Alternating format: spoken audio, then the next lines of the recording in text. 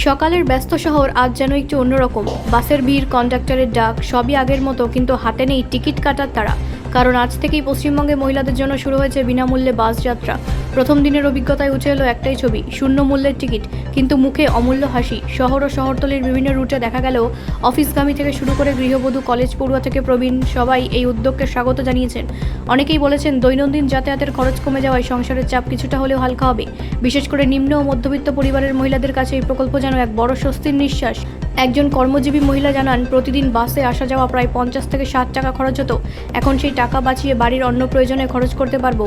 অন্যদিকে এক কলেজ ছাত্রী বলেন, এই উদ্যোগ আমাদের পড়াশোনার পথকে আরও সহজ করে দিল। তবে প্রথম দিনে কিছু চ্যালেঞ্জও চোখে পড়েছে। কিছু রুটে অতিরিক্ত ভিড়ের কারণে যাত্রীদের সমস্যায় পড়তে হয়েছে। বাস কর্মীদের একাংশের দাবি, যাত্রী সংখ্যা বেড়ে যাওয়ায় পরিষেবা স্বাভাবিক রাখতে বাড়তি বাস নামানো জরুরি। পরিবহন দফতরের পক্ষ থেকে অবশ্য আশ্বাস দেওয়া হয়েছে, প্রয়োজনে দ্রুত ব্যবস্থা নেওয়া হবে। সামাজিক দৃষ্টিকোণ থেকে এই উদ্যোগকে গুরুত্বপূর্ণ বলে মনে করছেন বিশেষজ্ঞরা। তাদের মতে মহিলাদের আর্থিক স্বাধীনতা ও নিরাপদ যাতায়াত নিশ্চিত করার ক্ষেত্রে একটি বড় পদক্ষেপ।